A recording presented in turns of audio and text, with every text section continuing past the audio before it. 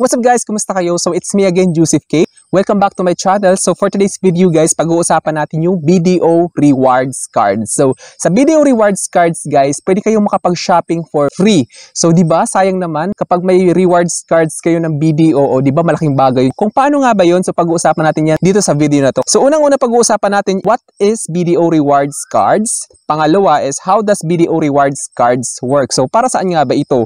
Ano nga ba yung purpose nito? Bakit may ganon? Then pangatlo, what are the qualifications to become member of BDO Rewards Cards? At pag-uusapan din natin guys kung paano i-activate yung BDO Rewards Cards. Plus, paano mo malalaman na ikaw ay qualified sa BDO Rewards Cards. Kaya naman, you better watch the entire video para wala kayong ma-miss kung paano nga ba malaman kung ikaw ay qualified sa BDO Rewards Cards. Bago yun guys, nais muna kita imbitahan na mag-subscribe sa YouTube channel ko kung bago ka pa lang kasi marami pa akong share ng mga tutorials in the future. Yun lang po at maraming salamat po. So unang-una guys, ano nga ba yung ibig sabihin ng rewards cards? So BDO Rewards Cards, ibig sabihin lang nun is pwede kayong makapag-earn ng points. Yung points na yun is good as cash pero hindi siya convertible into cash. Yan ang ibig sabihin nun, pwede mo siya ipambili pero hindi mo siya pwedeng gawing pera. Nasabi siya na good as cash, it's because mag-work siya as pera kapag binayad nyo lang.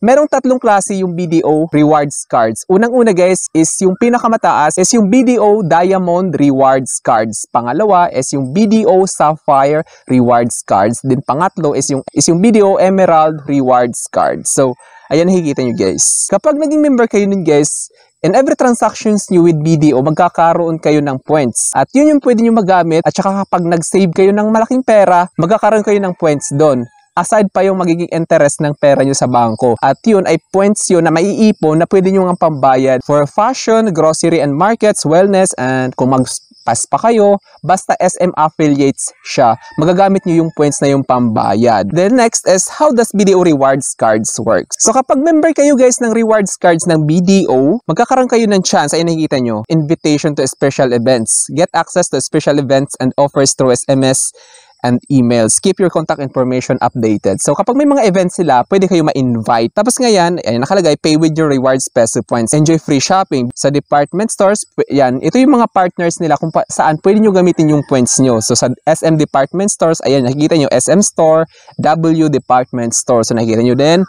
Kung gusto nyo magamitin sa groceries and markets, ayan, nakikita nyo, pwede nyo siya gamitin ngayon sa Alpha Mart, Mindro Supermarket, Save More Market, SM Marketplace, SM Supermarket, SM Hypermarket, Walter Mart Supermarket. So kapag SM affiliates, pwede nyo gamitin yung points na naipon nyo sa BDO. Then nandito pa sa home improvement, pwede nyo gamitin yung points nyo for home improvement. Pwede nyo siyang gamitin sa Ace Hardware, Crate and Barrel, Dyson, Our Home, SM Appliance Center. Nandito pa sa beauty and wellness. Pwede nyo siya gamitin yun sa The Body Shop, NS Free, Look, and Watsons. Yung mga nabanggit ko guys is mga affiliate siya na SM. Then sa fashion, pwede nyo rin siya gamitin. Adidas, Bata, ay nakita Crocs, Forever 21, In Good Company, Levi's, Simply Shoes, Sports Central, Surplus, Under Armour, Uniqlo. Mga store ito guys sa fashion apparel which is only for outlets located inside SM malls. Yung mga store na to is dapat nasa loob siya ng SM. Pwede nyo siya gamitin dun kasi pag nasa labas, iba na yun. Then ngayon, ito, nakikita nyo dito, BDO Rewards is now online. So, online shop, saan nyo makikita yung BDO Rewards? Sa BDO Pay.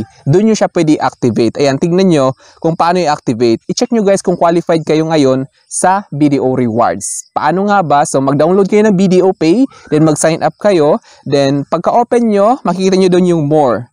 Para ma-check nyo kung qualified kayo sa BDO Rewards, punta kayo sa more. Pagka-click nyo, makikita nyo yan, link, unlink accounts. I-click nyo yan.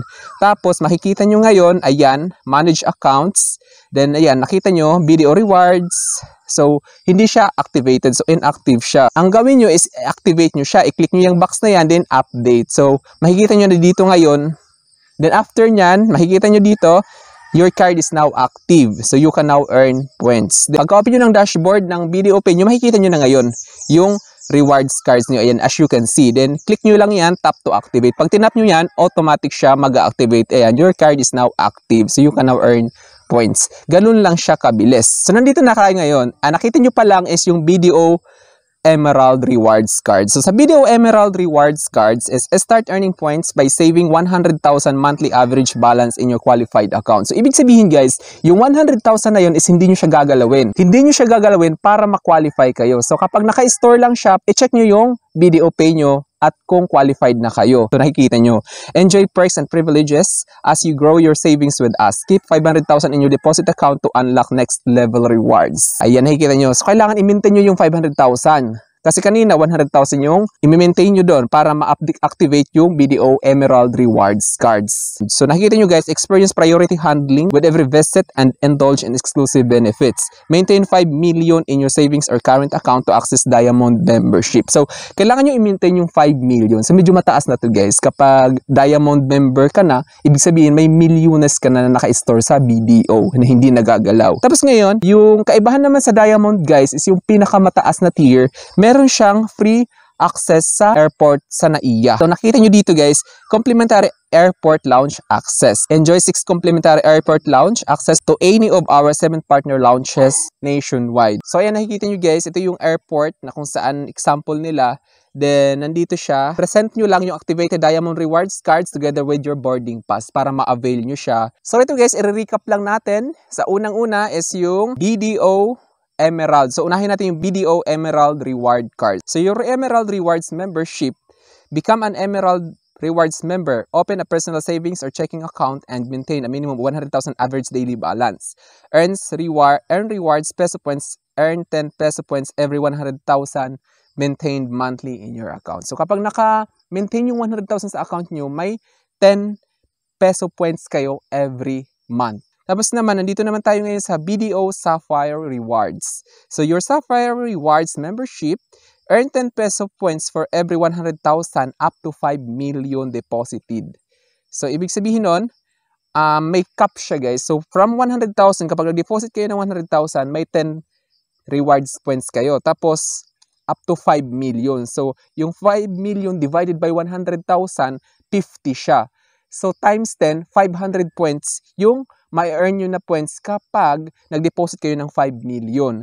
Tapos, kung lumagpas naman sa 5 million guys, yung dineposit nyo, ayan, nakalagay, earn 1 peso point for every 50,000. So, ibig sabihin, kapag lumagpas na sa 5 million, kailangan nyo muna ng 50,000 para maka 1 point ulit kayo. May limitations yung earning of points niya. Tapos naman ngayon, kung gusto nyo ma-upgrade sa Diamond Rewards Card, so your Diamond Reward Cards membership, earn 10 peso points for every 100,000 to up to 5 million deposited. Ganun din.